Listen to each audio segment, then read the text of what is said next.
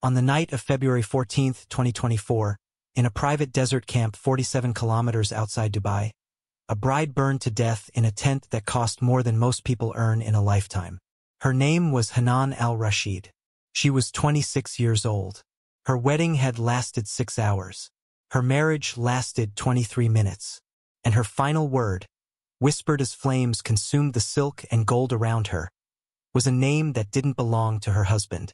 What you're about to hear is not a story of accidental tragedy.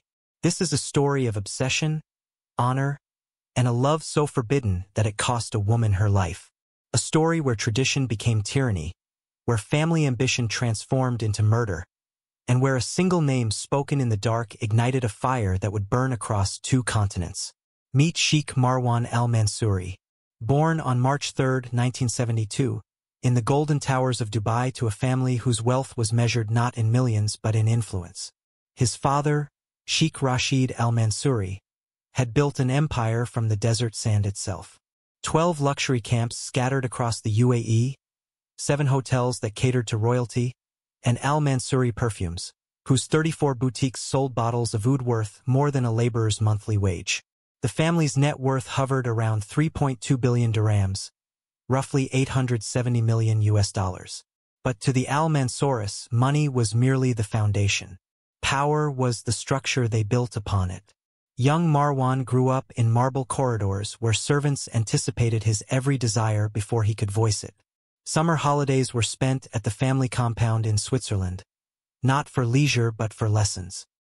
His father would sit him in boardrooms before he could properly tie his kandura, teaching him that a man's name was his most valuable currency.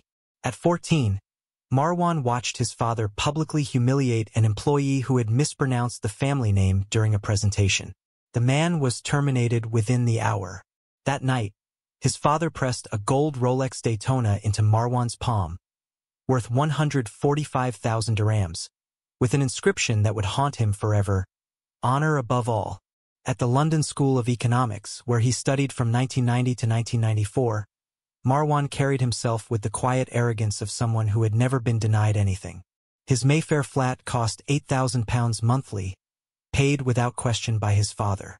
His Mercedes 500 SL gleamed in the London rain. But it was his reputation that preceded him most. Classmates would later recall a man who corrected anyone who mispronounced al-Mansouri, who kept careful distance from those he deemed beneath his station, who measured every interaction by what it could provide his family's legacy. His first marriage in 1998 to Amira bint Sultan was arranged with the precision of a business merger. She was 20, he was 26, and their wedding cost 4.5 million dirhams. They produced 2 sons, Rashid in 2000 and Khalid in 2003, before divorcing in 2010. The official reason cited was irreconcilable differences. The whispered truth was simpler and more cruel. She couldn't produce additional male heirs, and Marwan, increasingly obsessed with legacy as his father aged, saw her as a failed investment. By 2024, at 52 years old, Marwan had become everything his father had designed. Distinguished gray at his temples that he refused to dye because gray is wisdom. Custom kanduras from his tailor in Al-Fahidi district, each costing 3,500 dirhams. His signature scent was his own company's product, Al-Mansouri Royal Oud, retailing at 2,800 dirhams per bottle. He drove a Rolls-Royce Phantom valued at 2.1 million dirhams and wore a Patek Philippe Nautilus that cost 485,000 dirhams. Yet despite all this, Marwan felt incomplete. His father had died in 2018, and the weight of continuing the legacy pressed upon him like the desert heat. He needed a new wife, not for companionship, but for continuation. The charity gala at Atlantis the Palm on December 15, 2023, was where Marwan first noticed her. The Emirates Future Foundation annual dinner, where tickets cost 15,000 dirhams each and the guest list read like a directory of Gulf wealth. Hanan al-Rashid was there as an assistant, helping her employer navigate the evening's social complexities. She moved between conversations with quiet grace, translating Arabic to English, smoothing over cultural misunderstandings with a smile that didn't quite reach her eyes. Marwan watched her from across the ballroom. Beautiful, yes, but more importantly, modest. She kept her gaze lowered when speaking to men of status.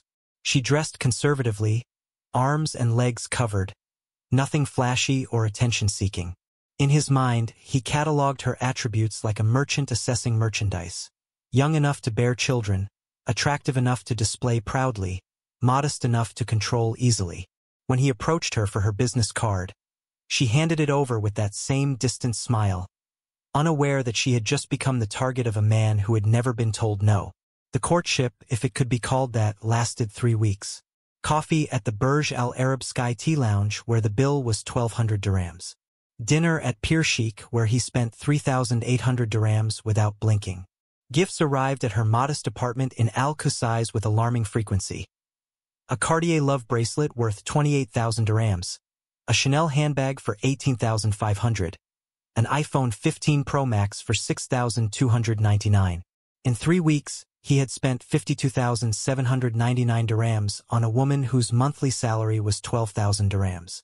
But Marwan never asked about her dreams, her past, or her heart. He inquired only about her family's reputation, which he found satisfactory. Modest but respectable. No scandals. No whispers. On January 8, 2024, in his penthouse on the 87th floor of Burj Khalifa Residences, Marwan proposed. The ring was from Harry Winston, a 4.2-carat diamond in a platinum setting worth 385,000 dirhams. His words were not poetry but transaction. Your family has honor. My family has wealth. Together we will build a dynasty. Hanan's response was silence, followed by a whispered request to consult her parents.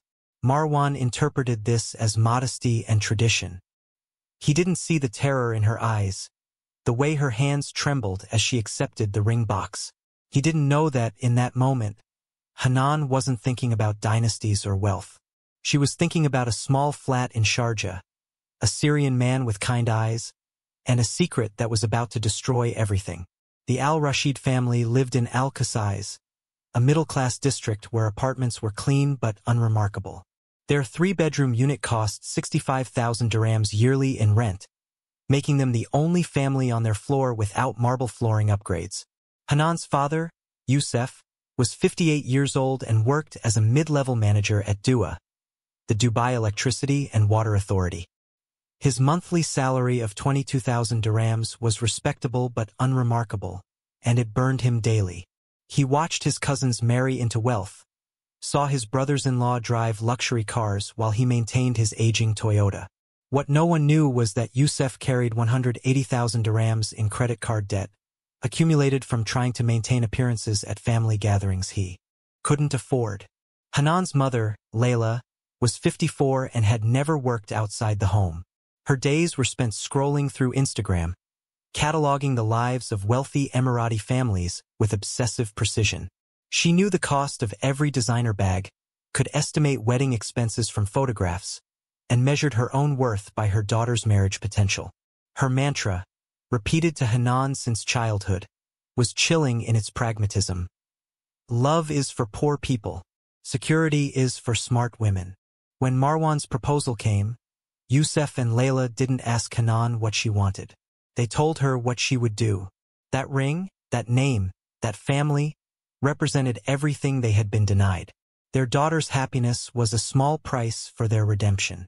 What the Al-Rashid family didn't know, what no one outside a tiny Sharjah flat knew, was that Hanan had already chosen her life, and that choice had a name: Sami Hassan al-Jabri. Sami was born on November 22, 1995, in Damascus, Syria, before the war turned his homeland to rubble. His father had been a university professor, his mother a homemaker whose hands still trembled from memories she couldn't forget. When the Al-Jabri family fled to the UAE in 2012, they carried nothing but trauma and hope. His father now drove taxis in Sharjah, earning barely enough to survive. His mother's PTSD kept her homebound. His younger sister studied nursing on a scholarship, her future the family's only investment. Sami's existence in the UAE hung by a thread called a renewable residency visa, dependent entirely on his employment at Dubai Marketing Solutions, where he earned 9,500 dirhams monthly. From that salary, he sent 3,000 dirhams home to his parents each month. He drove a used 2015 Toyota Corolla that had cost him 28,000 dirhams saved over 2 years. He shared a flat in Sharjah with 2 other Syrian men, his portion of the rent coming to 1,200 dirhams. By every measure Hanan's parents used, Sami was unacceptable.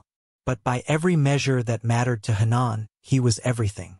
They met on September 15, 2020, at Dubai Marketing Solutions in Business Bay. Both were assigned to the same client project, an Al Futtaim retail campaign that required long hours and close collaboration. Their first interaction was unremarkable yet profound. He corrected a grammatical error in her presentation. Not publicly, not to embarrass, but quietly, privately, with a gentle smile that said he respected her intelligence more than he feared her reaction.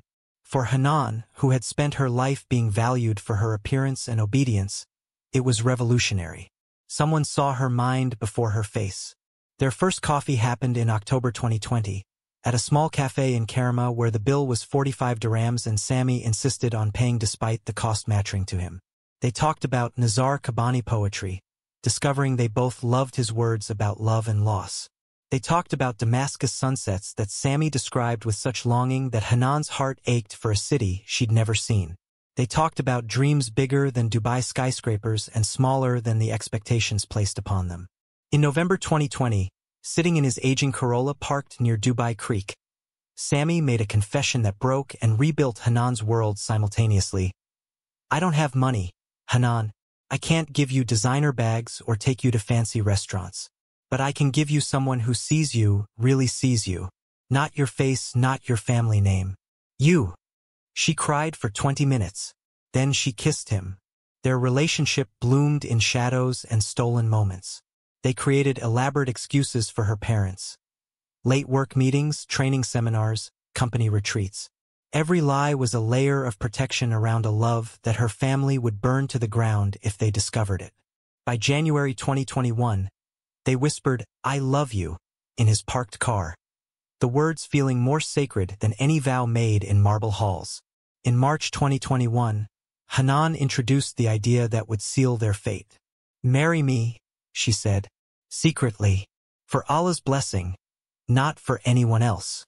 Sami's response revealed everything about his character. "I want to marry you properly, Hanan, with your parents' blessing. But they won't accept me. I'm Syrian. I'm poor. She silenced his objections with her certainty. "Then we don't tell them. Not yet. We marry for us. The rest will come." He wanted to believe her. Love made him believe her. On June 18, 2021, in Sami's tiny Sharjah flat in Al Naba area, they performed their nikah. The ceremony cost 700 dirhams total. Sheikh Ibrahim, a local imam, charged 500.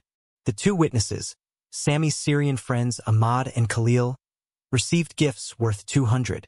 The dowry Sami presented was 1,000 dirhams. It was everything he had saved. There were no flowers except a single jasmine stem Sami had picked from a neighbor's garden.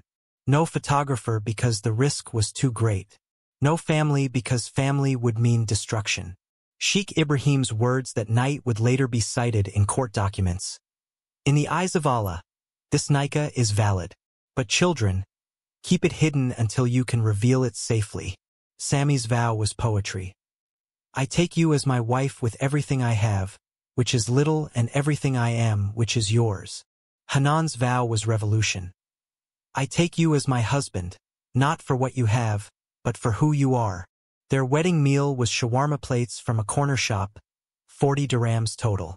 Their wedding night was spent on a mattress on the floor, window open to Sharjah's humid night air.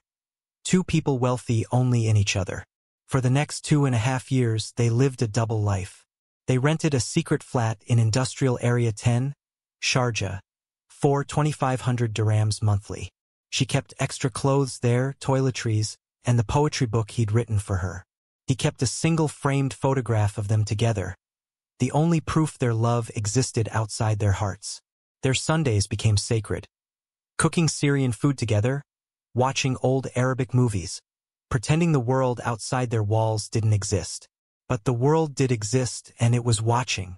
On January 2nd, 2024, Hanan's cousin Fatima, 23 years old and perpetually curious about others' business, spotted Hanan getting into an old Corolla near Sharjah city center. The driver was unmistakably Syrian, unmistakably male, unmistakably inappropriate. Fatima photographed the moment and sent it to her mother with the caption that would ignite a firestorm. "Your daughter is running around with refugees now? This is how you raised her." The photograph reached Hanan's parents within the hour. The confrontation on January 3, 2024, lasted 4 hours. Hanan recorded it on her phone, a recording that would later become evidence item number 112 in the investigation. Her father's words were knives. "You want to destroy us? Marry a penniless Syrian? And your cousins married princes. You choose a beggar?" And most devastatingly, "If you don't end this immediately, I swear by Allah that boy will disappear." The threat wasn't hyperbole. Youssef had connections through Dua, government contacts who owed favors. Sammy's residency visa was renewable, precarious, dependent on employment that could vanish with a single phone call. One accusation, true or false, and Sammy could be deported, detained, or worse. In the UAE, Syrian refugees existed on borrowed time and borrowed mercy. Hanan's mother employed different weapons. Sobbing, clutching her chest in feigned cardiac distress, guilt that wrapped around Hanan's throat like a noose. "You're killing me," Layla wailed. "All our sacrifices for nothing."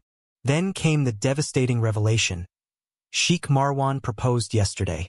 385,000 dirham ring. A real man. A man who can save this family. The choice was never really hers to make. On January 5, 2024, Hanan met Sammy at their secret flat one final time. She arrived early and cried on the floor for 20 minutes before he appeared with gas station flowers worth 35 dirhams and Galaxy chocolate for 8. His face was hopeful. He didn't yet know he was attending a funeral. Her words destroyed him. "They know. They threatened you. Deportation. Or worse." His response was instinctive. "Let me fight. Let me be a man." Her terror was real. "Fight who? You're Syrian. One phone call and you're gone. Your mother needs you. Your sister is in university." He proposed escape. "Run with me. Tonight. I'm on a boat. We'll figure it out." She asked the question that broke them both. "With what money, Sammy? Your family depends on you." In the end, she pulled out divorce papers she had printed from a legal website. Her hands shook so badly she could barely hold the pen. For 15 minutes, Sammy refused to touch the document. He only signed at 10:47 p.m., his tears falling onto the paper and smudging his signature. When she whispered the words that proved her love was deeper than his pride. "If you love me, Sammy, sign. Let me save you the only way I can." They held each other on that floor until 2 a.m., neither willing to be the first to let go. She left the flat key with him, whispering, "Keep it. Maybe one day." She never returned. On January 6th, she texted him, "It's done. They'll announce the engagement next week. Please don't contact me anymore. They're monitoring my phone." His final message to her was prophetic in its grief. "I understand. Be safe, Kamar. I'll love you until I die." She never replied, but she kept his ring, a tiny sapphire on a silver band worth 350 dirhams, and made a decision. On the morning of February 14, 2024, she sewed a small pocket into the bodice of her 120,000 dirham wedding dress. Into that pocket, directly over her heart, she placed Sammy's ring. If she had to marry another man, she would do it with her true husband pressed against her heartbeat. That ring, evidence item number 23, would be found melted into her chest tissue after firefighters recovered her body from the ashes of her wedding tent. The sapphire, small and worthless by wealthy standards, had fused with her skin, becoming part of her even in death. She died wearing both rings. Marwan's diamond on her finger, worth a fortune. Sammy's sapphire over her heart, worth everything. But we're only beginning to understand the depth of this tragedy. What happened in that tent, in those 23 minutes between I do and her final breath, would shock investigators, horrify psychologists, and force a nation to confront questions it had long avoided. The wedding that cost 4.2 million dirhams was about to become the most expensive funeral in Dubai's history. And it all started with a single name whispered in the dark. The engagement party on January 15, 2024, was held in Marwan's penthouse on the 87th floor of Burj Khalifa residences. 150 guests had been carefully selected, each one representing a strategic connection in the web of Gulf power. The catering alone cost 180,000 dirhams, featuring imported caviar from Iran and chocolate truffles flown in from Belgium. Flowers, 95,000 dirhams worth of white roses and jasmine imported from Morocco, transformed the penthouse into a fragrant garden suspended above the city lights. Entertainment cost 75,000 dirhams. Decorations added another 100,000. Total cost for a party announcing an engagement, 450,000 dirhams. More than most Emirati families earned in a year. Hanan wore a gold-embroidered abaya worth 35,000 dirhams, a gift from Marwan that she hadn't requested. Her makeup was flawless, applied by a professional whose hands had steadied nervous brides for 15 years. Her hair had been styled into an elaborate updo that took 2 hours to perfect. Every external detail screamed celebration. But those who knew her, truly knew her, noticed something troubling. Her smile was mechanical, rehearsed, the kind that appears in photographs but dies in the spaces between them. Her eyes, dark brown and usually warm, carried the distant look of someone who had already left their body behind. At 8:47 p.m. that night, as guests clinked crystal glasses filled with imported sparkling grape juice, Hanan excused herself to the bathroom. The marble-floored powder room was larger than the Sharjah flat where she had spent her happiest moments. She locked the door, sat on the floor in her 35,000 dirham abaya, and cried silently for 12 minutes. At 8:59 p.m., she splashed cold water on her face, reapplied her lipstick with shaking hands, and returned to the party with that same empty smile. No one noticed, or perhaps no one wanted to notice. The wedding planning moved with the speed of a business acquisition. Marwan, at 52, was acutely aware that time was not his ally. Why wait? He told his assistant when she suggested a longer engagement. At my age, time is precious. Hanan's parents shared his urgency but for different reasons. Strike while the iron is hot, Youssef told Layla. Before she changes her mind. Before the Syrian comes back.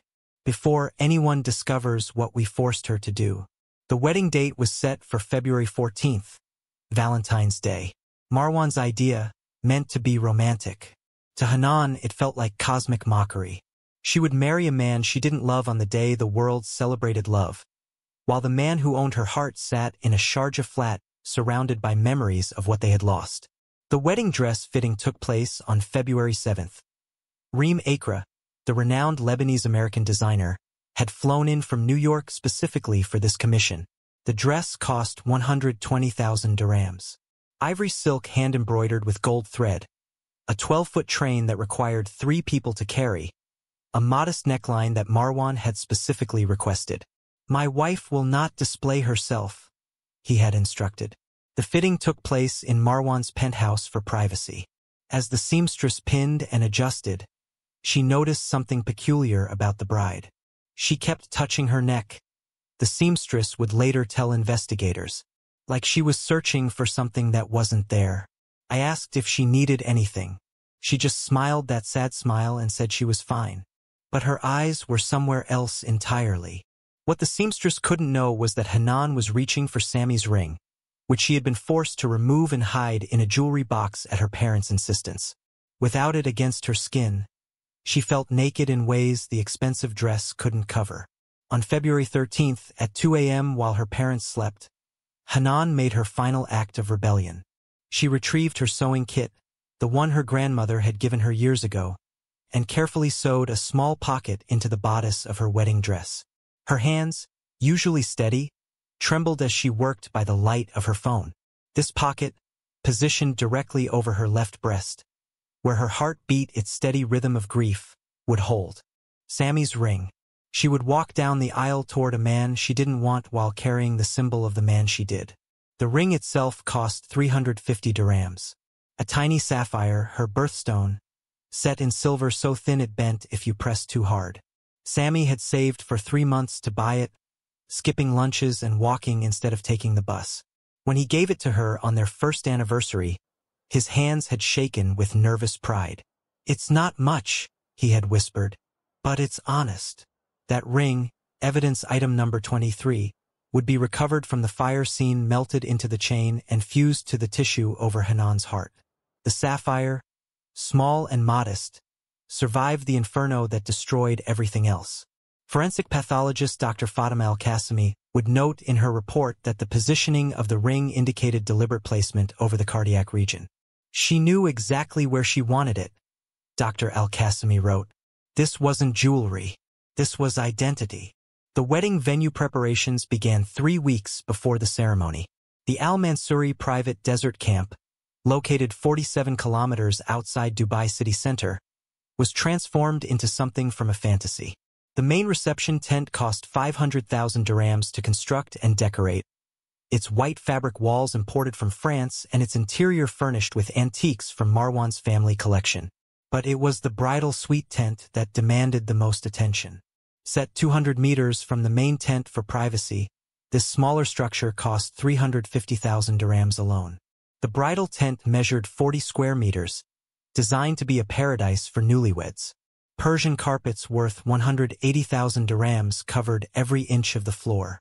Egyptian cotton sheets with a thread count of 1,200 dressed a king-sized bed positioned in the center.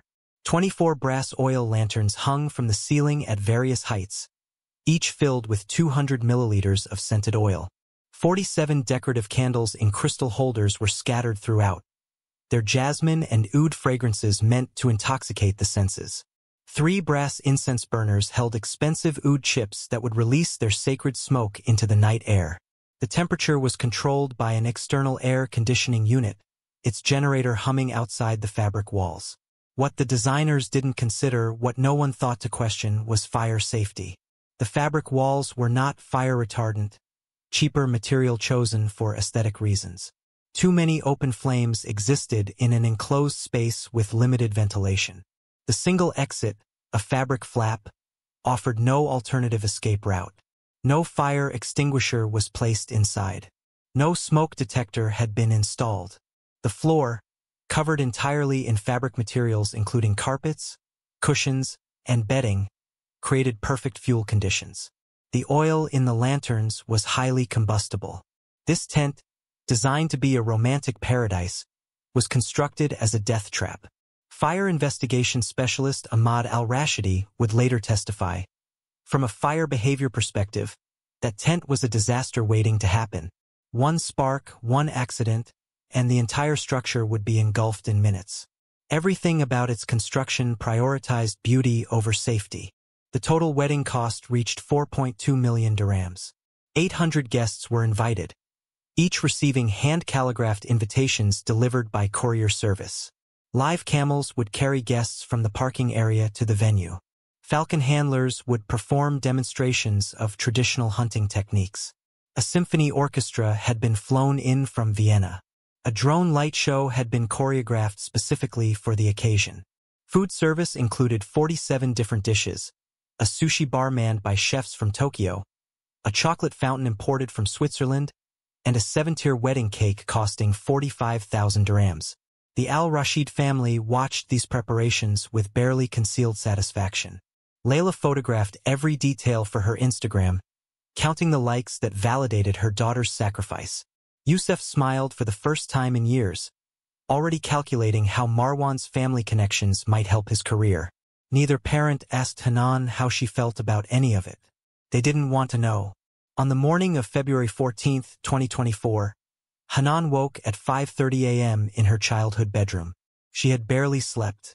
Her final journal entry, written at 3:47 a.m. and later catalogued as evidence item 78, page 247, contained words that would haunt prosecutors and defense attorneys alike. "Today I become Mrs. Al-Mansouri, but I am already Mrs. Al-Jabri. I just can't tell anyone.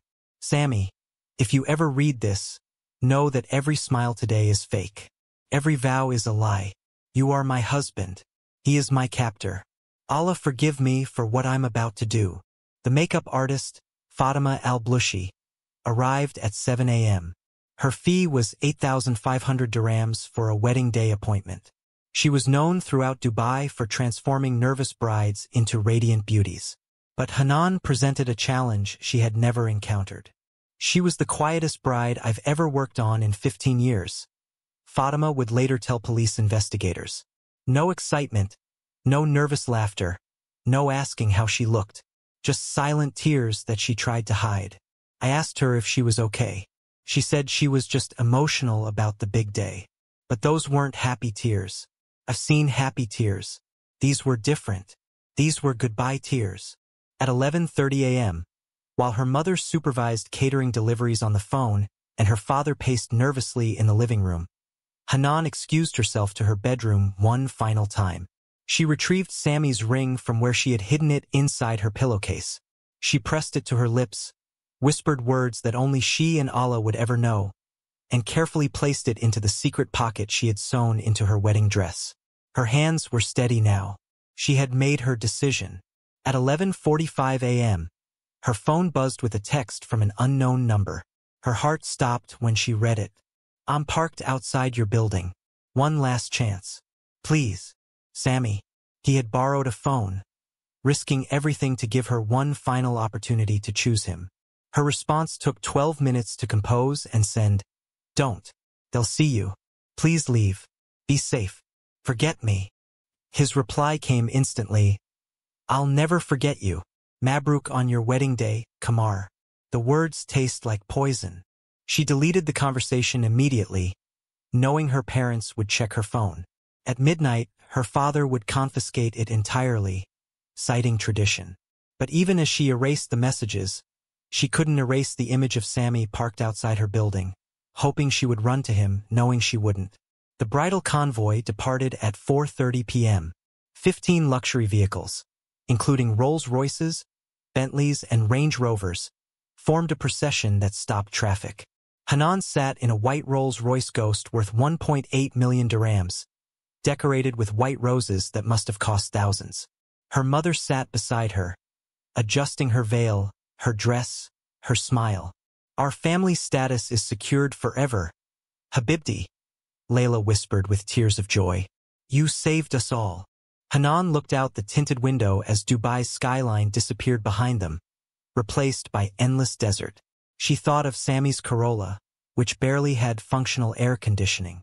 She thought of their drives to their secret flat, windows down, his hand holding hers across the center console. That car had felt more luxurious than this Rolls-Royce because it had held someone who loved her for who she was, not what she could provide. The convoy arrived at the desert camp at 5 p.m. 800 guests were already assembled, their expensive clothes and jewelry glittering under the setting desert sun. Drone cameras captured every angle. Influencers with combined follower counts of millions were already posting. The hashtag #AlMansuri Wedding 2024 began trending within minutes. The ceremony began at 6 p.m. Sheikh Mohammed al-Rashidi, a senior imam and friend of Marwan's family, conducted the nikah. When it came time for Hanan to speak her vows, her voice was so quiet that the imam had to ask her to repeat them twice. Louder, daughter, he said gently, so all can witness. She repeated the words that would legally bind her to Marwan, her voice barely above a whisper. Marwan's expression was proud, possessive, satisfied. He had acquired what he wanted. The Mar was registered at 500,000 dirhams, a sum that would become relevant in the legal proceedings to follow. Guest observations collected during the investigation painted a disturbing picture.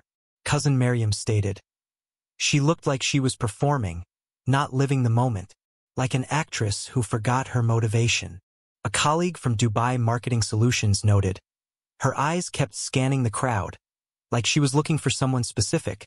Even Marwan's own sister observed, beautiful bride, but something was off. She flinched every time Marwan touched her hand. The reception lasted from 8 p.m. to 11 p.m. 3 hours of traditional Emirati dancers, international DJ sets, falcon displays, and food that most guests barely touched because they were too busy being seen. The 7-tier cake was cut at 9:30 p.m. Hanan's slice remained untouched on her plate. She couldn't swallow. When Marwan pulled her close for their first dance as husband and wife, he whispered in her ear, "You're mine now, completely." She nodded, feeling nauseated, feeling like property being claimed. At 11:15 p.m., the send-off began. Tradition dictated that the bride and groom be escorted to their wedding chamber by well-wishers. A horse-drawn carriage pulled by white Arabian horses waited to carry them the 200 meters from the main tent to the bridal suite. Guests cheered, threw rose petals, filmed everything on their phones. The footage, later collected from multiple sources, showed Hanan sitting stiffly in the carriage beside her beaming husband. Her veil caught the desert wind. Her expression was unreadable. Frozen. Already gone. The last photograph taken of Hanan al-Rashid alive was captured at 11:18 p.m. by the official wedding photographer. The timestamp would become crucial evidence. In the image, she is sitting in the carriage, her dress spread around her like a cloud of ivory silk. Marwan is beside her, his hand on her knee, his smile wide with triumph. But Hanan's face tells a different story. Her eyes, dark and distant, stare at something beyond the camera, beyond the celebration, beyond this life she never wanted. She had 23 minutes left to live. And somewhere in Sharjah, 47 kilometers away, Sami al-Jabri knelt on his prayer rug unable to pray. His forehead pressed against the worn fabric as he tried to form words to Allah. But no prayers came. Only tears, and a single thought that would haunt him forever. She is dying tonight. Her body may survive, but my Kamar is dying, and I am too much of a coward to stop it. He didn't know how right he was. He didn't know that in less than half an hour, his moon would be gone forever, burned to ash in a tent worth more than his entire life. He didn't know that her final word would be his name, or that it would be the spark that ignited the inferno. The carriage stopped at the entrance to the bridal tent. Marwan stepped out first, extending his hand to help his bride descend. Hanan took it, her fingers ice-cold despite the mild desert evening. At 11:25 p.m., they entered the tent together. The fabric flap closed behind them. Inside was paradise designed by someone who had never understood true love. Outside, guests celebrated a union that was already ash before the fire ever started. The countdown to tragedy had begun. The bridal tent at 11:25 p.m. was everything money could buy and nothing that love required. Hanan stood at the threshold, her breath catching in her throat as she took in the scene before her. 24 brass lanterns cast dancing shadows on white silk walls. 47 candles flickered their jasmine and oud perfume into air already thick with incense smoke from 3 burners positioned around the space. The king-sized bed dominated the center, its Egyptian cotton sheets worth more than a month of Sami's salary, scattered with red rose petals that looked like drops of blood in the firelight. Persian carpets cushioned every step, their ancient patterns depicting stories of love and conquest. Marwan entered first, his kandura pristine, his expensive cologne mixing with the room's fragrances.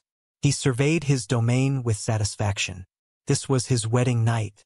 This was his triumph. At 52, he had proven he could still command beauty, still possess youth through ownership. He removed his bisht, the traditional cloak worth 85,000 dirhams, and draped it carefully over a chair. Every gesture was measured, deliberate, proprietary. Hanan moved slowly into the space, her wedding dress with its 12-foot train requiring careful navigation around the scattered cushions and low furniture. The air conditioning hummed from outside, but the tent felt suffocating. Too many flames, too much incense, too little oxygen for all the things she needed to say but couldn't. The only sounds were the generator's distant rhythm, the soft crackle of candle flames, and their breathing. His confident, anticipatory. Hers, shallow, frightened, the breath of an animal sensing a trap. Marwan poured water from a crystal pitcher into 2 glasses. He offered one to Hanan. She didn't take it. Her hands were shaking too badly to trust them with anything breakable. His first words broke the silence like a rock through glass. Do you know how many women in Dubai would kill to be standing where you are right now? His voice carried that particular arrogance of men who measure worth in zeros. He sat on the bed, patting the space beside him. Come, wife. Don't be afraid. Hanan moved toward the bed with the reluctance of someone approaching execution. She sat at the very edge, as far from him as the mattress allowed while still technically being on it. Her wedding dress pooled around her like a prison of silk and gold thread. Marwan noticed her distance. His brow furrowed slightly. You're nervous. That's normal for a bride. I'll be gentle. She nodded, unable to find words that wouldn't betray her true feelings. He reached for her face, his hand large and unfamiliar against her cheek. Look at me, Hanan. I am your husband now. She forced herself to meet his eyes. They were dark, possessive, expecting submission. Not love, not tenderness, ownership. So beautiful, he murmured, his fingers tracing her jaw. So young, so mine. The word mine sent ice through her veins. She flinched involuntarily, her body recoiling before her mind could stop it. His expression shifted. The pleasure drained from his face, replaced by confusion that quickly morphed into irritation. Why do you pull away from your husband? I'm tired, she whispered. Long day. The night is just beginning, Habibti. The endearment, which should have sounded tender, felt like a brand. He began removing her veil, his fingers working the pins with practiced ease. This wasn't his first wedding night, and he approached it with the efficiency of routine rather than the wonder of novelty. Let me see my wife properly, he said as the veil fell away. She sat motionless, eyes closed, as he studied her face. His gaze was appraising, evaluating. Had he gotten his money's worth? Was she as beautiful up close as she had appeared across the ballroom at that charity gala? He leaned closer, his breath warm against her neck. You belong to me now. Only me. Say it. Her voice emerged as a whisper. I belong to you. Again, with conviction. I belong to you, Marwan. Good. Satisfaction colored the single word. He began kissing her neck, his hands moving with possessive confidence over the expensive fabric of her dress. His touch was not cruel, but it was entitled. The touch of a man claiming property he had purchased fairly. Hanan's body went rigid. Every cell in her being rejected this intimacy. Her skin crawled where he touched her. Her stomach churned with rising nausea. Her heart, that traitor muscle, began racing not from desire but from pure, primal fear. He whispered against her ear, Relax. Let your husband love you. Love. The word was wrong in his mouth. He didn't know what love meant. Love was a tiny flat in Sharjah with cheap curtains and a mattress on the floor. Love was shawarma dinners and Nizar Kabani poetry. Love was a man who saved for 3 months to buy a 350 dirham ring because he wanted to give you something honest. This wasn't love. This was transaction. This was conquest. As Marwan's hands grew more insistent, Hanan's mind performed an escape it had practiced many times before. She left her body in that tent and traveled to a different room. Small, plain, with cheap curtains that never quite closed properly. Sammy's arms around her, his voice soft in her ear. You're safe with me, Habibti. I'll never hurt you. The memory was so vivid, so necessary, that it overwhelmed her present reality. Her body responded to that remembered tenderness, not to the stranger claiming her. Tears pricked her eyes as the contrast between what she had lost and what she had gained became unbearable. Her body began to shake. Small tremors at first, then full convulsions of grief that she couldn't control. And then, in a moment that would end her life and begin a nightmare, she spoke. The name emerged from somewhere deep within her, a place where truth lived despite all her attempts to bury it. It came out soft, desperate, pleading, like a prayer to a God she still believed in. Sammy, please. The words hung in the incense-thick air like a death sentence. Everything stopped. Marwan froze, his hands still on her body, his face inches from hers. The name hit him with the force of a physical blow. His eyes went wide, then narrow. His pupils dilated with shock before contracting with rage. He pulled back as if she had burned him. "What did you say?" The words were quiet, dangerously quiet, the kind of quiet that precedes hurricanes. Hanan's eyes snapped open, realization crashing over her like ice water. The color drained from her face until she matched the white silk of the tent walls. Her hand flew to her mouth as if she could catch the words and push them back inside. Nothing. I didn't say anything." Her voice shook. "Who is Sammy?" His voice rose now, no longer quiet. The restraint he had maintained throughout the evening shattered like the crystal glasses he had so carefully poured water into. "No one. A colleague. You misheard me. I'm tired, Marwan. You said, Sammy, please. On our wedding night. In our bed." His name came from your mouth like a prayer to another god. He stood, towering over her, his expensive cologne now mixing with the acrid scent of his rage. She scrambled to her feet, wedding dress tangling around her legs, nearly sending her sprawling on the rose-petal-covered bed. "Tell me, now, who is he?" Hanan looked at her husband of less than half an hour and saw her death in his eyes. Not literal death, not yet, but the death of any chance that this marriage might have become survivable. She could lie again. She was good at lying now. Her parents had taught her well, but she was so tired of lying, so exhausted from the weight of secrets that pressed on her chest harder than any ring. The dam that had held back years of truth began to crack. "There was someone," she whispered, tears streaming down her face. "Before. Someone I loved. My parents made me leave him. It's over. I swear to you it's over." "Someone you loved?" "Loved." His voice dripped with venom. "And you still think of him while I touch you?" "I can't control my thoughts, Marwan. Please try to understand." "Understand? That my bride is pining for another man on our wedding night? That while I kiss my wife, she's dreaming of some other man's touch?" His face contorted with humiliation, betrayal, and rage so deep it had no bottom. In his mind, a narrative formed that had nothing to do with love or heartbreak and everything to do with honor and pride. He was Sheikh Marwan al-Mansuri, heir to billions, and his bride was fantasizing about someone else while he claimed his rights. Who is this Sammy? Some poor garbage collector? Some refugee you were spreading your legs for? The cruelty of his words stung, but Hanan's pain had moved beyond his ability to wound. She had already died inside. His insults were just noise now. "He was my husband," she heard herself say. The truth, finally, after so many lies. "Secretly, we had a nikah. My parents forced me to divorce him to marry you." The silence that followed her confession was absolute. Even the candles seemed to stop flickering. Even the generator seemed to hold its breath. Then Marwan's face underwent a transformation so complete it was like watching a mask melt away.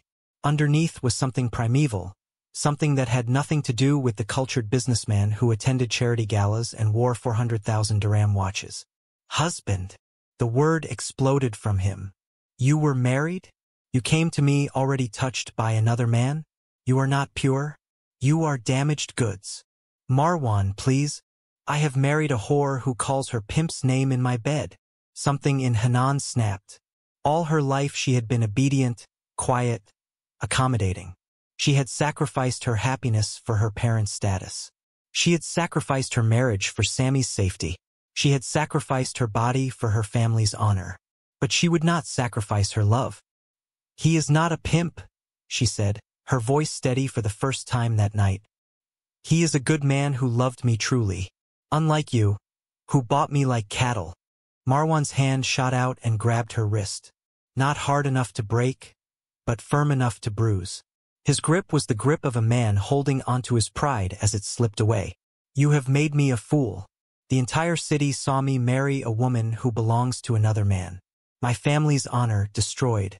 Our children's bloodline dirted before they're even conceived." "There will be no children," Hanan whispered. "I would rather die than bear your children while my heart belongs to him." Those words would later be analyzed by prosecutors and defense attorneys alike. Were they prophetic? Were they suicidal ideation?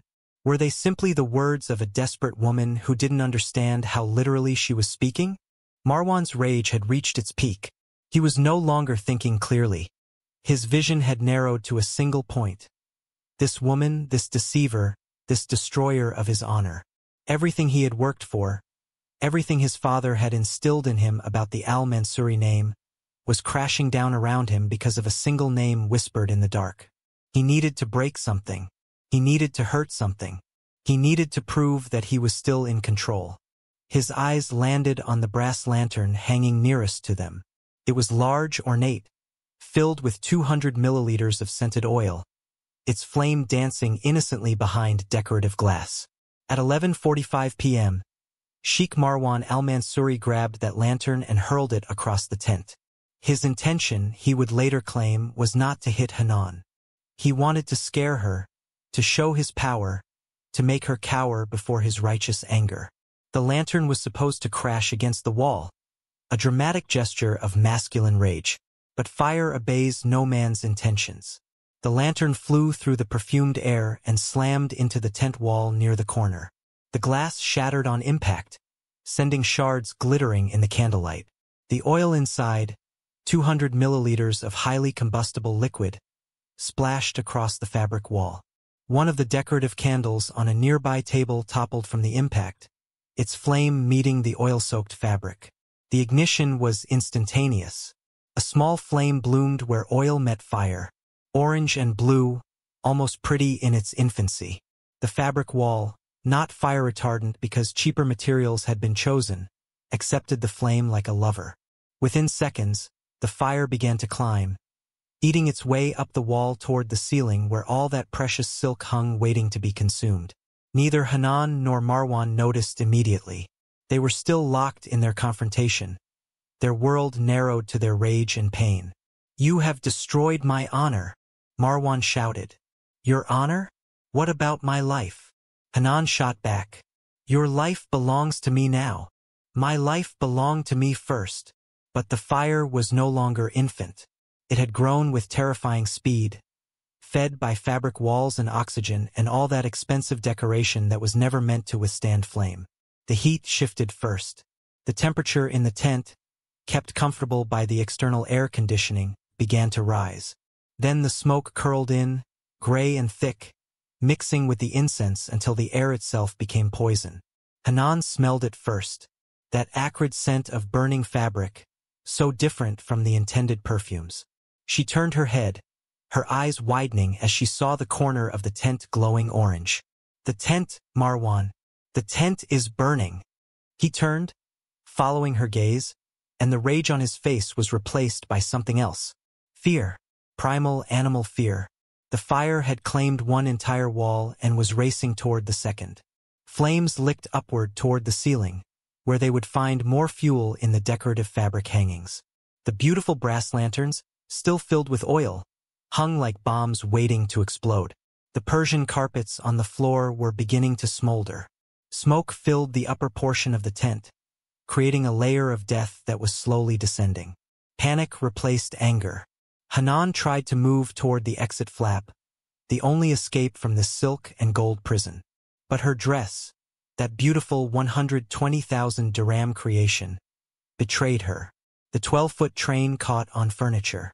The heavy silk wrapped around her legs like chains. She stumbled, falling onto the carpet, her hands scraping against the floor as she tried to push herself up. "Marwan!" she screamed, coughing as smoke invaded her lungs. "Help me!" Marwan was already moving toward the exit flap. His survival instinct, sharpened by 52 years of protecting the Al-Mansuri legacy, had taken control. His body knew what his mind hadn't yet processed. He needed to get out. Now, he reached the exit flap at 11:47 p.m. Fresh air beckoned from beyond the fabric. Safety, survival, continuation of his name, his legacy, his honor. He pushed through the flap and felt the desert night embrace him. Cool air filled his lungs. He was out. He had survived. Behind him, inside the inferno that had been their bridal paradise, Hanan screamed, "Marwan, please, help me." He turned back. Through the smoke that billowed from the tent opening, He could see her silhouette. She was on her knees, her wedding dress catching sparks, her hands reaching toward him, her eyes wide with terror. That single moment would be analyzed in courtrooms, in psychological evaluations, in news articles around the world. It would become the hinge upon which the entire case turned. Sheikh Marwan al-Mansouri stood outside the burning tent, safe, alive, and watched his wife of 23 minutes reach for him. In that moment, time stretched like honey. Every second became an eternity in which choices were made that could never be unmade. His thoughts raced. If he went back in, he might die. The fire was spreading too fast, the smoke too thick. But if he left her, if he let her die, then the secret of Sammy died with her. No one would ever know that his bride was impure, that she had been married before, that she had called another man's name in his bed. His honor would be preserved. His family's name would remain untarnished. He would be the tragic widower, not the foolish sheik who married a woman who loved another man. The calculations happened in heartbeats. Honor versus humanity. Pride versus compassion. Self-preservation versus sacrifice. Hanan's scream reached him again, more desperate now, her voice hoarse from smoke. Please, don't leave me here. I don't want to die. Marwan took one step back toward the tent. Then he stopped. He looked at the flames now fully engulfing the structure. He looked at his expensive clothes, barely touched by smoke. He looked at his survival, his future, his legacy. And he made his choice. He stepped back. At 11:48 p.m., Sheikh Marwan al-Mansouri turned away from his burning wife and walked towards safety. The timestamp would be crucial in the investigation. Security footage from distant cameras, fire behavior analysis, and his own physical condition would all confirm that he had exited the tent early, before the smoke became dense enough to cause significant inhalation damage. His clothes were barely touched. His lungs were clear. He had time to save her. He chose not to. Inside the tent, Hanan al-Rashid faced her death alone. The fire had consumed 3 walls now. The temperature had reached approximately 500 degrees Celsius at its peak. The smoke, thick with toxic gases from burning synthetic fabrics, reduced oxygen levels to dangerously low percentages. She fought. Forensic analysis of the scene would later confirm her struggle. She tried to stand multiple times, evidenced by movement patterns on the carpet. She tore at her dress, attempting to free herself from its weight. Fragments of ripped fabric would be found scattered near her final position. She crawled toward the exit, her body found 3 meters from where she might have escaped. Her hands were positioned defensively over her face, explaining why burns were less severe there than elsewhere on her body. She had tried to protect herself even as the flames consumed her. The cause of death, as determined by medical examiner Dr. Fatima al-Qasimi, was smoke inhalation. Carbon monoxide and hydrogen cyanide from the burning fabrics poisoned her before the flames could complete their work. Secondary factors included thermal burns to her respiratory tract and third-degree burns covering 80% of her body. She likely lost consciousness within 4 to 5 minutes due to the smoke. She died at approximately 11:55 p.m., 10 minutes after Marwan had left her to burn. 10 minutes in which he stood outside, safe, coughing for appearances when security arrived, shouting that his wife was inside when he knew she was already dying. 10 minutes in which he chose his honor over her life. When firefighters finally recovered her body at 12:23 a.m., they found her positioned face down, her hands crossed over her chest, exactly where she had placed Sammy's ring that morning. Even in death, even as flames had destroyed nearly everything else, she had protected the only symbol of real love she had ever known. The sapphire ring, evidence item number 23, had melted and fused to her chest tissue, becoming part of her body in death as Sammy had been part of her heart in life. On her finger, Marwan's 385,000 dirham diamond remained largely intact. Cold, hard, perfect. 2 rings, 2 loves, 2 truths about who Hanan al-Rashid truly was. The wedding that cost 4.2 million dirhams had become a cremation. The bride who was supposed to bear the next generation of al-Mansouris had become ash and memory. And somewhere in the chaos, in the screaming and the sirens and the smoke that stained the desert sky, A single word lingered. Her final word, spoken as flames closed in, captured by the distant microphones of security cameras as barely a whisper against the roar of fire. Sammy. The same name that had started the inferno. The same name that had ended her life. The name of the man who truly owned her heart, spoken one final time as that heart stopped beating. She died as his wife, regardless of what the burned marriage certificate claimed. And 47 kilometers away in Sharjah, Sammy Al-Jabri suddenly sat up in bed, gasping, tears streaming down his face without knowing why. His phone showed 11:55 p.m. Later, he would realize that was the exact moment she died. Later, he would believe his soul had felt hers leaving. But in that moment, he only knew that something terrible had happened to his Kamar, and that he was too late to save her. He had always been too late. They had all been too late. The first responders arrived at 12:07 a.m. on February 15, 2024, 17 minutes after the initial smoke sighting. By then, the bridal tent had been reduced to a skeleton of smoldering poles and ash. The white silk walls that had cost 350,000 dirhams were gone, consumed in less than 15 minutes.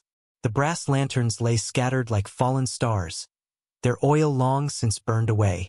The Persian carpets worth 180,000 dirhams were charred beyond recognition. Security guard Khalid bin Rashid had been first to notice the smoke at 11:50 p.m. His station was positioned 50 meters from the bridal tent, far enough to provide privacy but close enough to respond if needed. When he saw the gray plume rising against the black desert sky, his initial thought was that someone had lit too much incense. Then he saw the orange glow, and his blood turned to ice. His radio call was logged at 11:50 p.m. precisely. Fire! Fire at the bridal tent. Send everyone now. By the time Khalid reached the burning structure, he found Sheikh Marwan al-Mansouri on his knees 15 meters away. The sheikh was coughing, though Khalid would later note that his coughs seemed performative rather than desperate. His kandura was barely touched by smoke. His hands were clean, no soot, no burn marks, no evidence of attempted rescue. "My wife!" Marwan shouted when he saw the guard. "She's still inside. Save her." Khalid would testify at the trial that something about the sheikh's demeanor struck him as wrong. "He was telling me to save her, but he made no move to help. His clothes were almost pristine. If he had tried to rescue her, if he had been inside that tent when the smoke thickened, he would have been in much worse condition. I've seen fire victims before. This man did not look like someone who had escaped a burning building." 8 security staff and 12 catering workers attempted rescue between 11:51 p.m. and 11:58 p.m.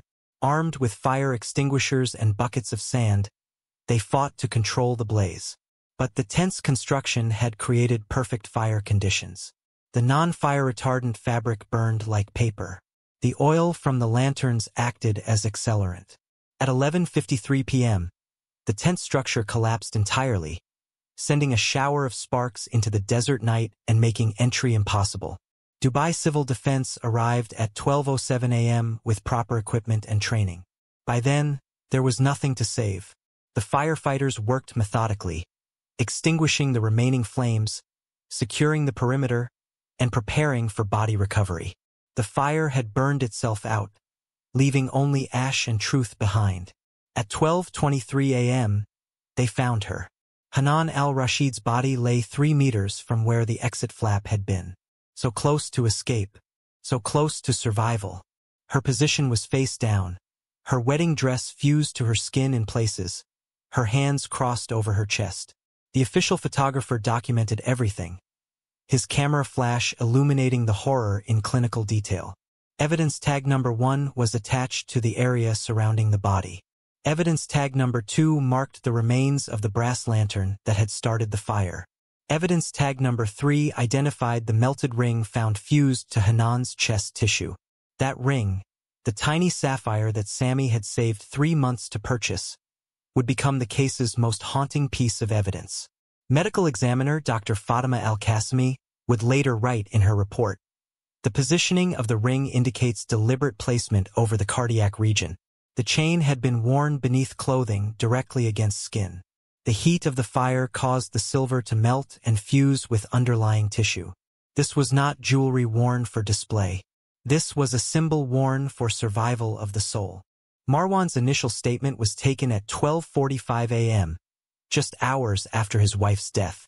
Dubai Police Captain Rashid Al-Mullah conducted the interview at the scene, recording every word on his department-issued recorder. "We were talking after the ceremony," Marwan said, his voice measured and controlled. "Getting to know each other as husband and wife. A lantern fell. I don't know how. Perhaps the wind from the air conditioning. The tent caught fire immediately. The fabric went up so fast. I tried to save her, but the smoke, couldn't breathe, couldn't see. I barely made it out myself. I tried to go back. I swear on my father's grave I tried to go back. But the heat was too intense. The smoke was too thick. There was nothing I could do." Captain Al-Mullah noted that Marwan's eyes were dry as he spoke. His breathing was steady. His hands didn't shake. For a man who had just lost his wife of less than an hour in a horrific fire, he displayed remarkable composure. Initial classification of the incident was accidental fire during wedding celebration. The Al-Mansuri family's influence was already at work. Marwan's lawyers, contacted at 2 a.m., arrived by 3 a.m. with instructions to protect the family's interests. The narrative was simple. Tragic accident, grieving husband, nothing more. Hanan's parents arrived at 1:15 a.m. Their reaction stood in stark contrast to Marwan's calm. Youssef al-Rashid collapsed when he saw his daughter's body being loaded into the medical examiner's vehicle. His screams echoed across the desert, primal and broken. Layla al-Rashid had to be physically restrained from throwing herself onto the gurney. Her wails of "My daughter, what happened to my daughter?" would be heard by dozens of witnesses, their statements later compiled into the investigation file. But even in their grief, even as they watched their only child being taken away in a black bag, neither parent mentioned Sammy. Neither spoke of the secret marriage, the forced divorce, the threats they had made. Their silence would later be examined as evidence of their complicity in the chain of events that led to Hanan's death. For 7 days, the case remained classified as an accident. Dubai police had no reason to dig deeper. A wealthy sheik, a tragic fire, a dead bride. These things happened, didn't they? Candles fell, lanterns tipped, and sometimes beautiful young women died in the flames. It was unfortunate, but it wasn't criminal. Then, on February 16, 2024, at 9:47 a.m., the anonymous call came. Dubai Police's tip line operator Fatima Al-Zahra received the call.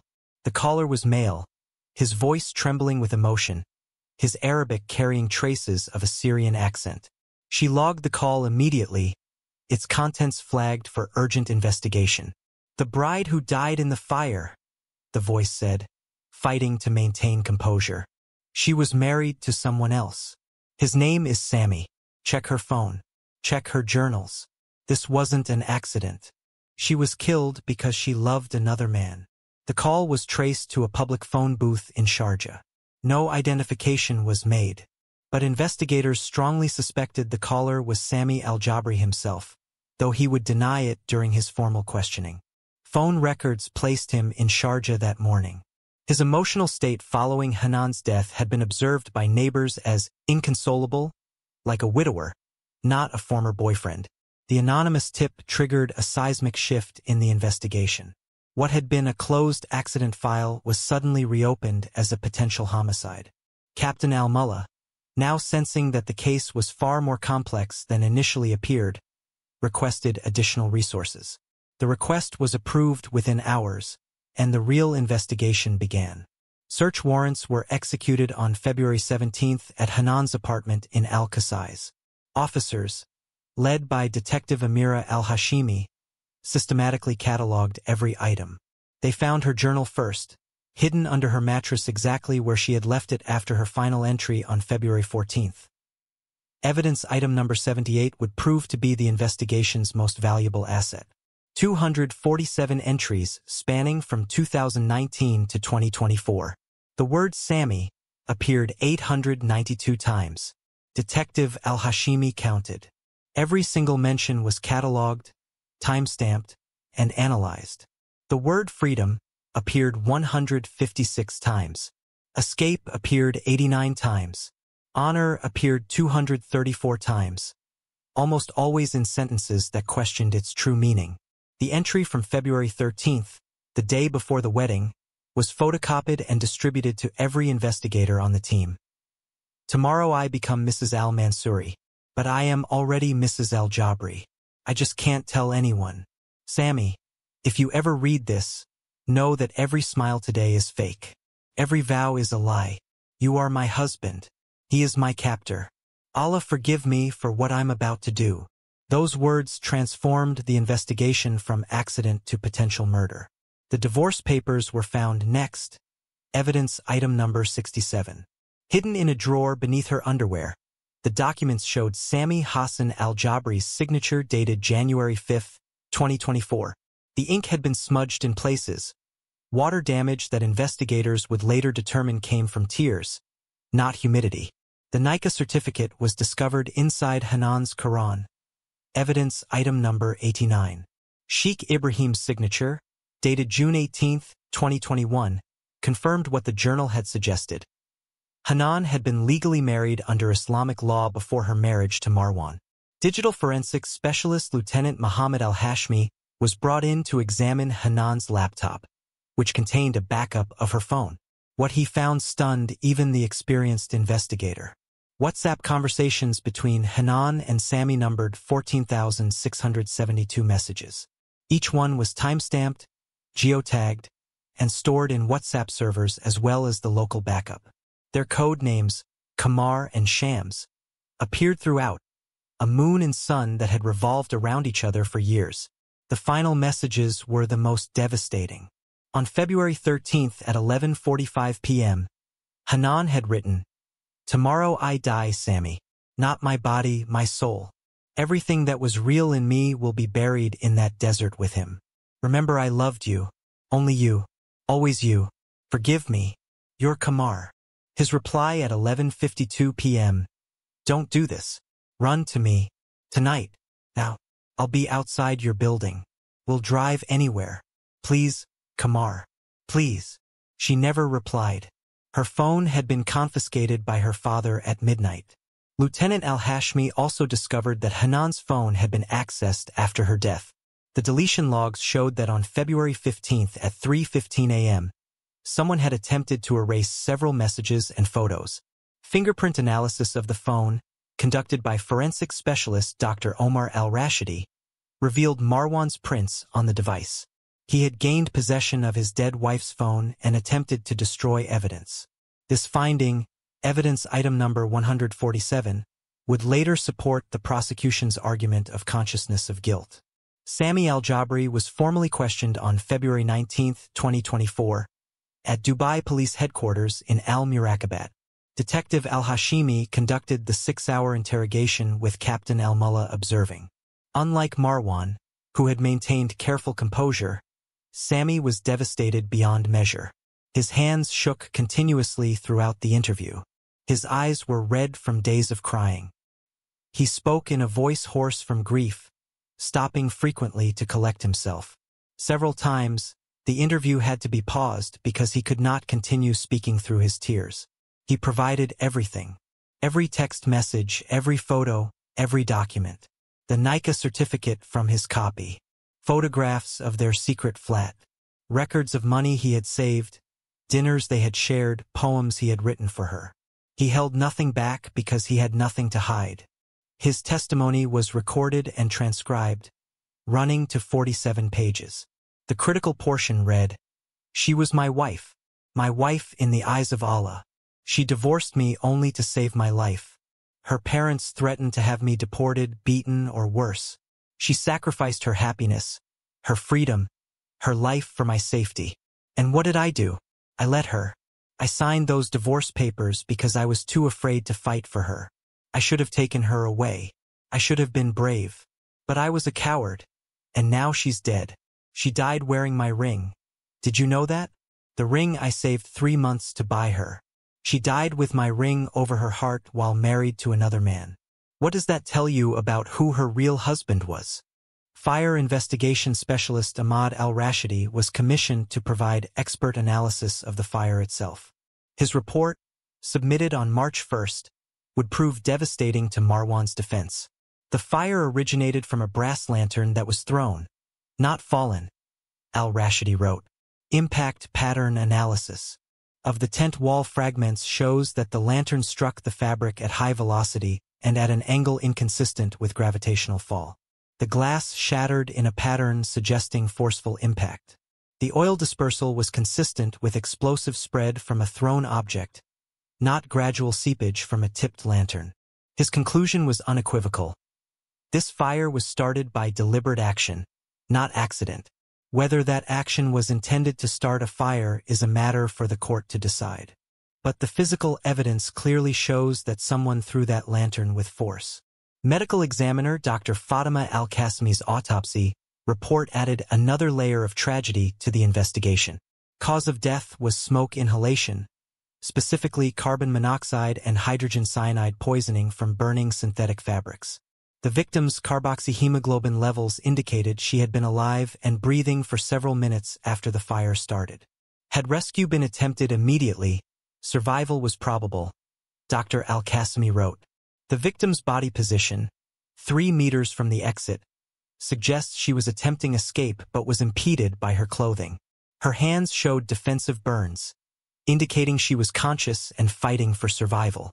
She did not succumb immediately. She fought to live. Time of death is estimated at approximately 11:55 p.m. Given that the fire started at approximately 11:45 p.m. and that Sheikh al-Mansouri exited the tent at approximately 11:48 p.m., the victim was left alone in the burning structure for approximately 7 minutes before losing consciousness. This is a significant window in which rescue was possible. Forensic psychologist Dr. Amira Hassan was consulted to provide behavioral analysis of both Marwan and the broader family dynamics. Her report, spanning 37 pages, would be referenced extensively during the trial. Sheikh Marwan al-Mansouri exhibits classic patterns of honor-based violence perpetration, Dr. Hassan wrote. His identity is intrinsically linked to family reputation and social standing. The discovery that his bride had been previously married and still harbored emotional attachment to her first husband would have constituted, in his psychological framework, an existential threat to his identity. His reaction, the thrown lantern, the failure to rescue, represents what we call honor rage, a state in which the preservation of family honor supersedes all other moral considerations, including the value of human life. Regarding the al-Rashid family, Dr. Hassan was equally damning. The parents engaged in what we term coercive marriage practices. They used economic pressure, emotional manipulation, and explicit threats of violence to force their daughter into a union she did not desire. Their actions, while not directly causing her death, created the conditions that made her death inevitable. They are not legally culpable for murder, but they are morally responsible for the circumstances that led to it. By February 25, 2024, the investigation had gathered enough evidence to reclassify the case. What had been listed as accidental death during wedding celebration became suspicious death under investigation, possible homicide. Charges were formally filed against Sheikh Marwan al-Mansouri on March 15, 2024. Involuntary manslaughter as the primary charge. Failure to render assistance. Destruction of evidence. The prosecution team, led by Dubai prosecutor Khalid al-Mahmoud, prepared for what would become the most watched trial in UAE legal history. The question before the court would not be whether Marwan had killed his wife. The question would be more nuanced, more difficult. Did he leave her to die deliberately? Did his inaction constitute murder? And could honor ever justify abandonment? The evidence said yes. The legal system would have to agree. Now, the trial that would determine Marwan's fate was about to begin. And the testimony that would emerge would shock even those who thought they understood the depths of this tragedy.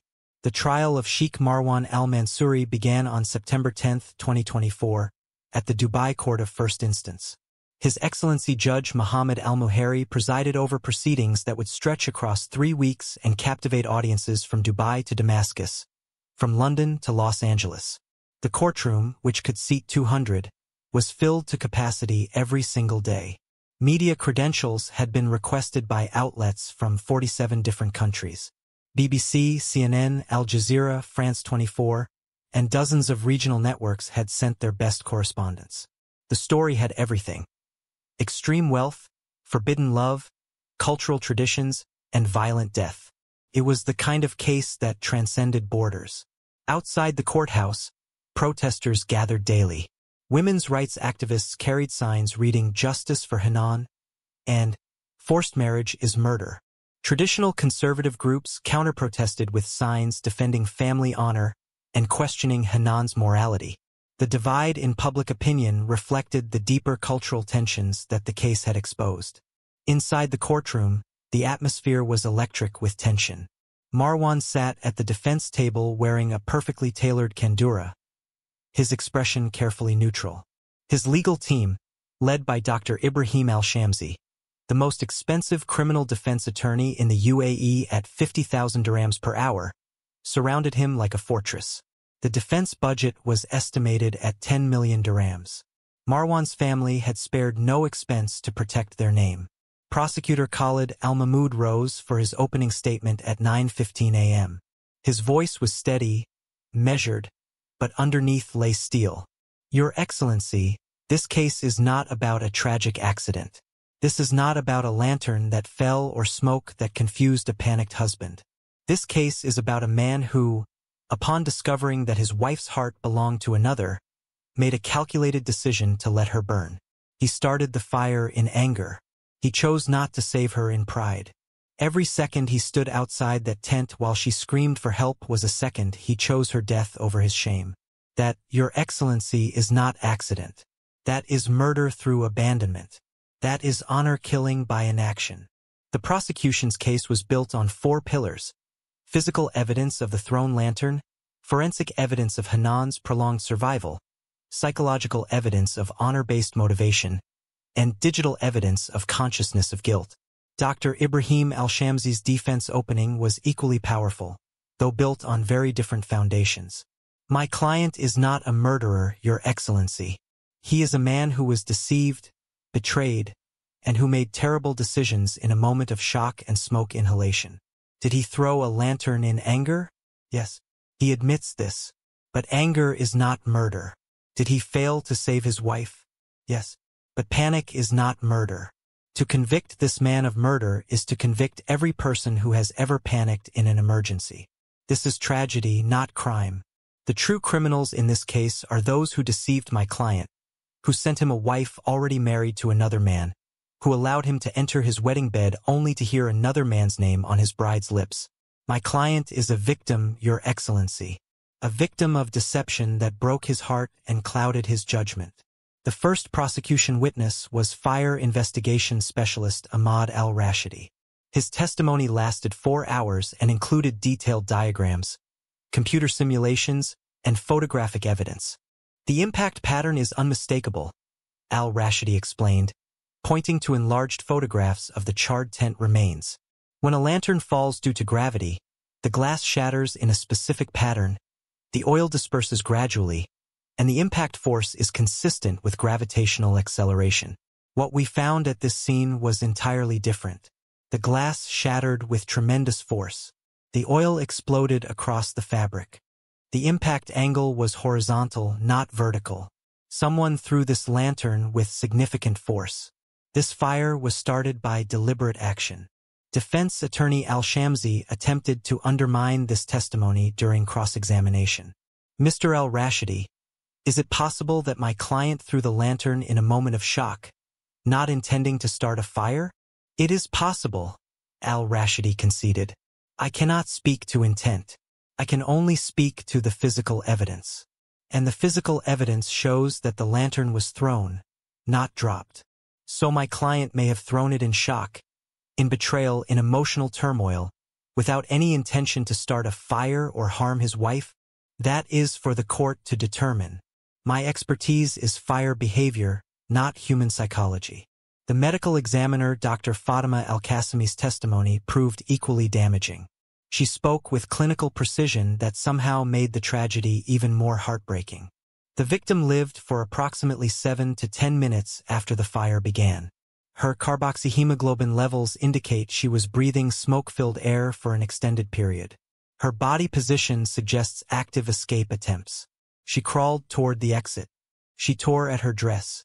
She fought to survive.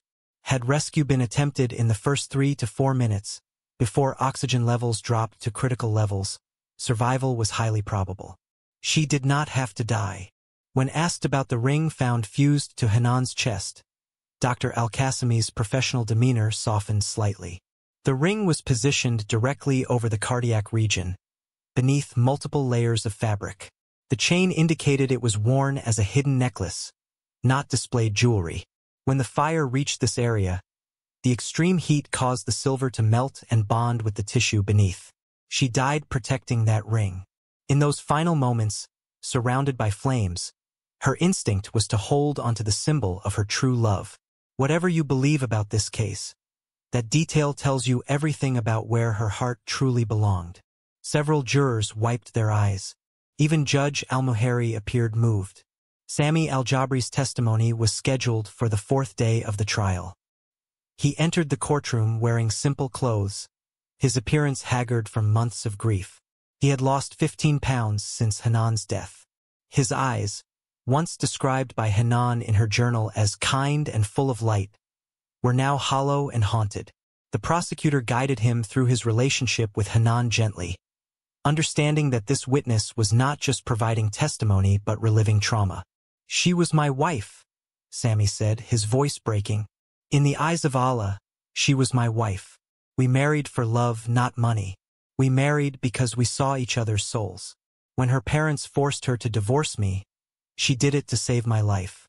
They threatened to have me deported or worse. She sacrificed everything for my safety." When asked about Hanan's final messages to him, Sami could barely speak. The prosecutor read them aloud for the court. "Tomorrow I die, Sami. Not my body, my soul." Sami broke down completely. "She told me she was dying. I didn't understand. I thought she meant spiritually.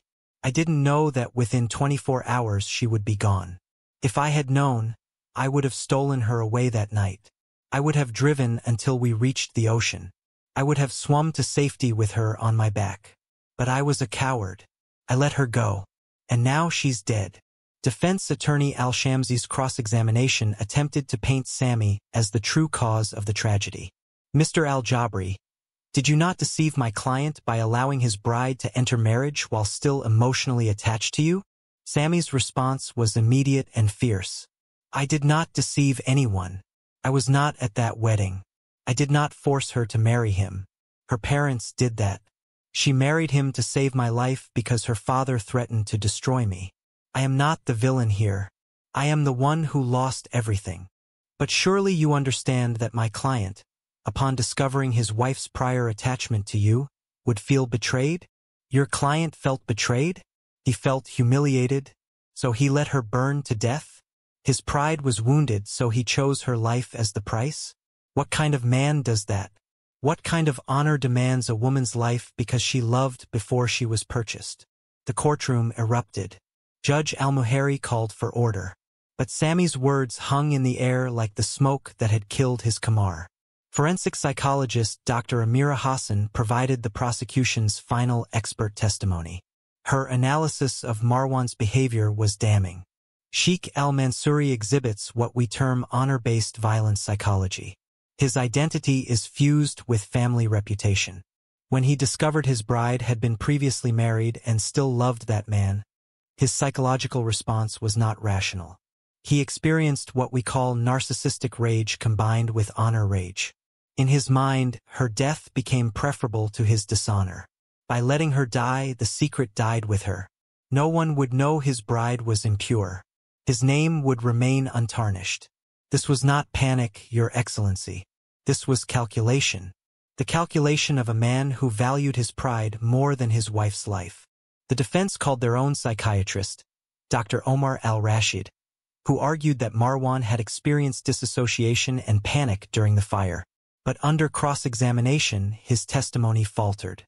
Dr. al-Rashid, if the defendant was truly panicked and disassociated, Why were his clothes barely touched by smoke? Why were his lungs clear? Why did he make no attempt to return once he was safe? The psychiatrist had no satisfactory answers. Throughout the trial, Hanan's parents sat in the gallery. Their presence was complicated. They were not on trial, though many believed they should be. Their threats to Sammy had been entered into evidence. Their role in forcing the marriage was clear to everyone. But they had lost their daughter, and even the prosecutor couldn't ignore their grief, genuine though conflicted it might be. Youssef al-Rashid aged 10 years during those 3 weeks. His hair, once merely graying, turned completely white. Layla al-Rashid wore black every day and wept continuously. Whether her tears were for Hanan or for her own guilt was impossible to determine. The trial's most devastating moment came when the prosecution played Hanan's audio recording from January 3rd, evidence item number 112. The courtroom heard Youssef's voice threatening Sammy, heard Layla's manipulative crying, heard Hanan's broken sobs as she agreed to leave the man she loved. When Youssef's voice came through the speakers saying, "If you don't divorce him, something will happen to that boy," several people in the gallery gasped.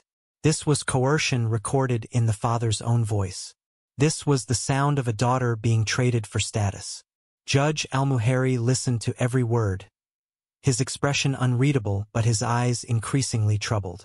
Closing arguments took place on September 28, 2024. Prosecutor Al-Mahmoud's final statement was powerful. "Your Excellency, we have proven beyond doubt that Sheikh Marwan al-Mansouri started the fire that killed his wife. We have proven that he had time and opportunity to save her. We have proven that he chose not to. We have proven that his motive was preservation of honor rather than preservation of life." Hanan al-Rashid died screaming for help while her husband of 23 minutes stood safely outside and listened. She burned alive because she loved another man. If this is not murder, what is? If this is not criminal, then what message do we send to every woman in the UAE? That they can be killed for loving the wrong person? That their lives are worth less than family reputation? The law must protect the vulnerable from the powerful. Hanan was vulnerable. Marwan was powerful. And he used that power to let her die. Justice demands accountability. Hanan's memory demands it. Every woman in this country demands it. Defense attorney Al-Shamsi's closing focused on reasonable doubt. "Your Excellency, my client is guilty of poor judgment, of anger, of panic, but he is not guilty of murder. He did not intend to kill his wife. The fire was an accident caused by an impulsive act. His failure to rescue was caused by shock and fear. You cannot convict a man of murder for human weakness. You cannot hold him responsible for panic. The true responsibility for this tragedy lies with those who deceived him, who sent him a bride already married in her heart to another man. My client has already been punished. He has lost his reputation, his peace, his ability to ever trust again. Do not add murder conviction to his burden. That would be injustice piled upon tragedy." The judge retired to consider his verdict on September 29th. For 3 days, the UAE held its breath. On October 2, 2024, at 10 a.m., Judge Mohammed Al-Muhari delivered his verdict. This court finds the defendant, Sheikh Marwan al-Mansouri, guilty of involuntary manslaughter. This court finds that while premeditation for murder was not proven beyond doubt, the defendant's actions constitute criminal negligence resulting in death. The fire was started by his deliberate action. His failure to attempt rescue, despite having time and opportunity, constitutes failure to render assistance. His deletion of evidence from the victim's phone demonstrates consciousness of guilt. The judge paused, his expression grave. However, this court cannot find sufficient evidence of premeditated murder. The defendant's actions, while morally reprehensible, appear to have been driven by shock and wounded pride rather than planned homicide. The charge of murder is therefore not sustained. The sentence: 7 years imprisonment, 5 million dirhams in blood money to Hanan's family. The courtroom erupted. Women's rights activists screamed that justice had not been served. 7 years for a life? 5 million dirhams for a daughter? Traditional elements argued the verdict was too harsh, that the true fault lay with Hanan's deception. Sami al-Jabri left the courtroom without speaking. When reporters caught up with him outside, he had only one statement: 7 years. She gets eternity in the ground. He gets 7 years. This is what honor costs in our world. Today, Marwan al-Mansouri sits in Al-Awar Central Jail, a maximum security facility in Dubai.